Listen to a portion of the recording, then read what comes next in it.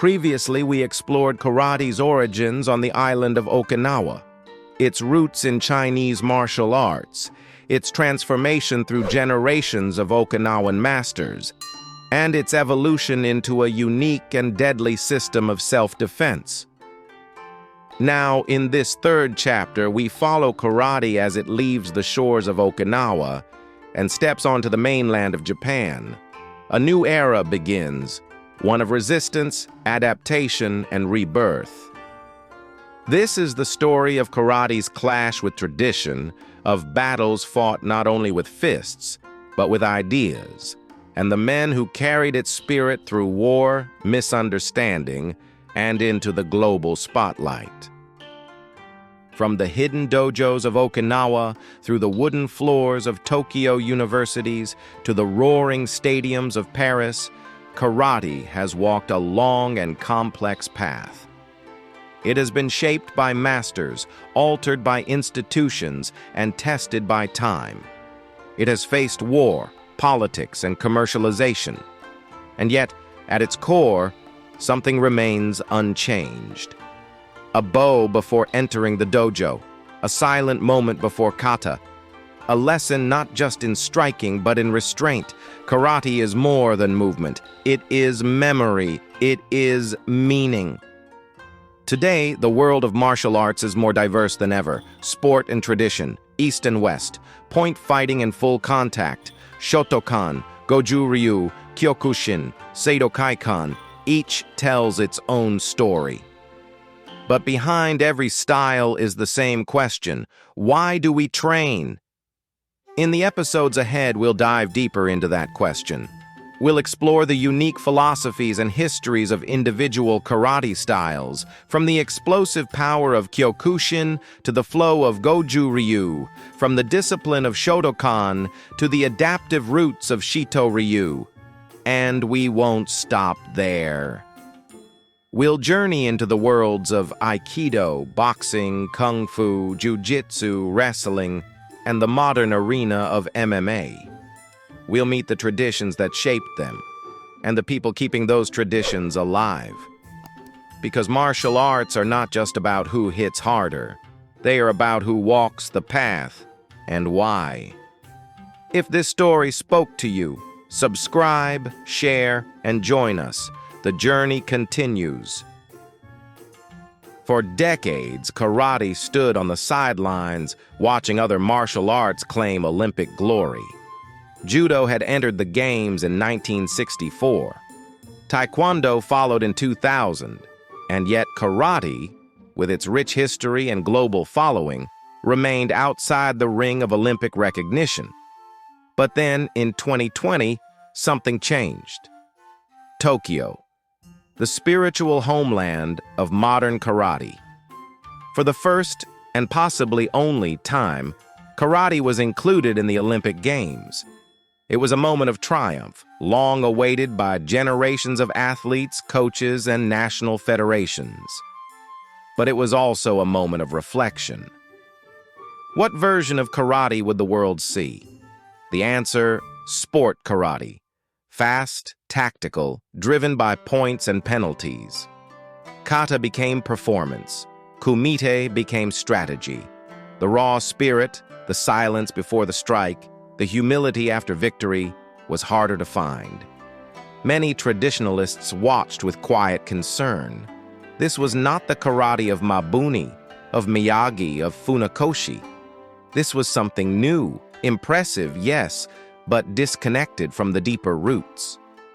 And then, just as quickly as it arrived, it was gone. Karate was removed from the program for the Paris 2024 Games. No explanation, no continuation. The Olympic dream had come and gone, like a gust of wind through a still dojo. But perhaps that moment was necessary. In the wake of disappointment, something powerful happened. All over the world, instructors began to revisit old scrolls. Dojos returned to kata bunkai, breathing, mindset, respect, the way of karate, not the way of competition. Today, karate stands at a crossroads. One path leads to sponsorships, medals, and popularity. The other to tradition, discipline, and the quiet dignity of the dojo floor. For many, the answer is not one or the other, but balance. To train with strength and purpose. To compete, but never forget why we bow before we fight. Because karate in the end is not about defeating others. It is about defeating the ego. And in that struggle, win or lose, there is always honor. While traditional karate faced pressure to conform, to rules, to scoring systems, to Olympic ideals, a different kind of karate was growing in the shadows. It was raw, it was unforgiving, it was full contact. Born out of frustration with point-based tournaments and non-contact sparring, full-contact karate emerged in the mid-20th century as a return to physical reality, a rejection of stylized competition in favor of direct, decisive combat. At the center of this movement stood Kyokushin, the ultimate truth, founded by Masutatsu Oyama, a man who struck bulls and trained in the mountains.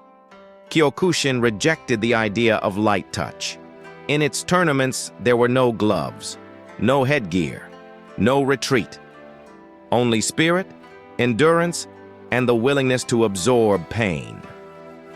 Fighters in Kyokushin tournaments were tested to their limit, legs battered by low kicks, ribs bruised by knees, faces stoic under pressure. And unlike point karate, the judges didn't stop the fight after each strike. You fought until someone dropped or broke. Soon, other systems followed.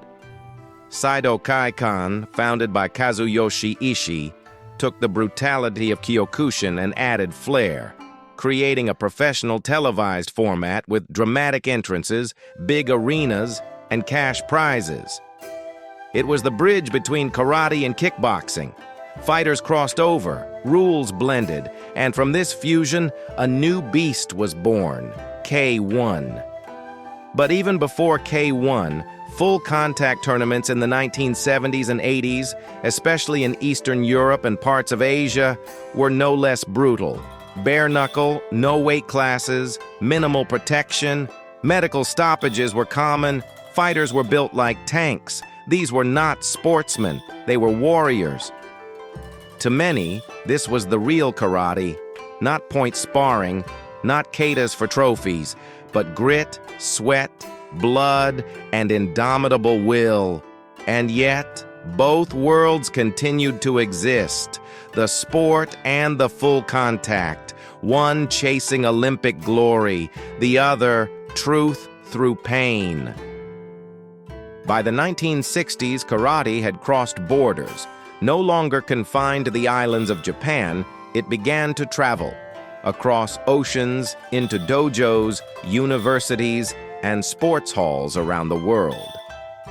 The art that had once been a secret practice of Okinawan warriors now found itself in Paris, in New York, in Belgrade, and Buenos Aires. Everywhere it went, karate changed, and was changed by the people who embraced it. The Japanese masters, now known as sensei, led the charge. Masatoshi Nakayama of Shotokan, Gogen Yamaguchi of Goju Ryu, and others were at the front of karate's global expansion. Their students became instructors. Their katas were studied in gymnasiums far from Okinawa. But with popularity came compromise. As karate entered the West, it had to compete, not just with other martial arts, but with sports. Rules were introduced, time limits, protective gear, scoring systems. Karate shifted from a way of life to a way of winning. By the 1970s, this shift created a divide. On one side, traditionalists, those who viewed karate as budo, a discipline rooted in humility, respect, and the pursuit of inner strength. On the other, competitors, athletes chasing medals, titles, Olympic dreams. The World Karate Federation was born. National federations followed. Karate became a sport, and yet many looked back and asked, What are we losing? Nowhere was this tension more visible than in Yugoslavia. In the 1970s and 80s, karate exploded across the region. Clubs opened in schools, universities, police academies. Master instructors from Japan visited regularly.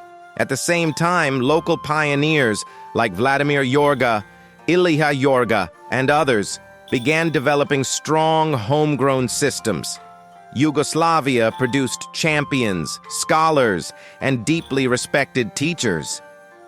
But even here, the same question echoed. Is karate a path of discipline or a path to the podium? It was the beginning of an identity crisis, one that would shape karate for decades to come.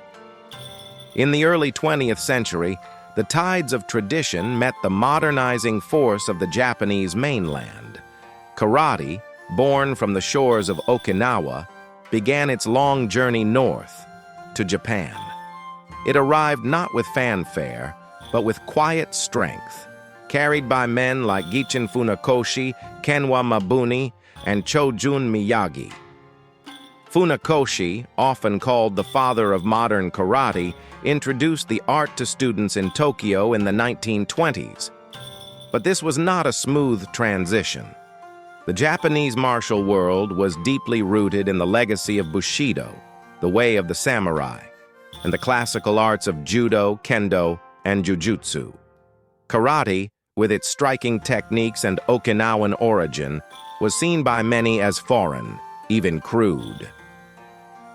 Kenwa Mabuni, a master from Okinawa and founder of the Shito Ryu style, was one of the earliest to stand against this prejudice. He insisted that karate was not simply a collection of violent movements, but a deep and principled path, one forged by centuries of discipline. In one well-documented incident, Mabuni was challenged by a Western-style boxer. The event was symbolic: tradition versus modernity, East versus West. In a brief but intense encounter, Mabuni's technique prevailed, not with brute force, but with timing, control, and understanding of distance. It was a statement, not just a victory. Karate was not outdated. It was misunderstood. Still, the road was long. Karate schools in Japan were often pressured to adapt, to use Japanese terminology, to adopt ranking systems similar to judo, and even to alter katas to fit the expectations of the Japanese Budo world. But then came war. The Second World War shattered Japan, and with it, the traditional martial arts faced extinction. Yet from the ruins, a new path emerged. Soldiers returning home, American occupation forces, and Japanese youth all found something in karate. By the 1950s and 60s, karate was reborn, not just as a martial art, but as a cultural bridge. Demonstrations spread across the world. Foreign students came to Japan. Japanese instructors traveled abroad. Karate stepped into the light, from dojos to gymnasiums, from tatami to tournament mats. And yet, the spirit of men like Mabuni remained, a quiet resistance to the commercialization, a reminder that karate was not just for points or trophies. It was and always would be a way of life. Karate is more than technique. It's a lens through which we view discipline, respect, and the pursuit of inner balance. From the windswept beaches of Okinawa to the roaring arenas of the modern world, its journey has been shaped by warriors, thinkers, and rebels, all walking the path, each in their own way. But karate's story is not finished. It lives on, in every dojo, in every bow, in every moment of silence before the storm. If this journey inspired you, join us. Subscribe, share, and follow as we continue to explore the roots, the branches, and the living spirit of martial arts. Because this is not just history. This is the way, and the way never ends.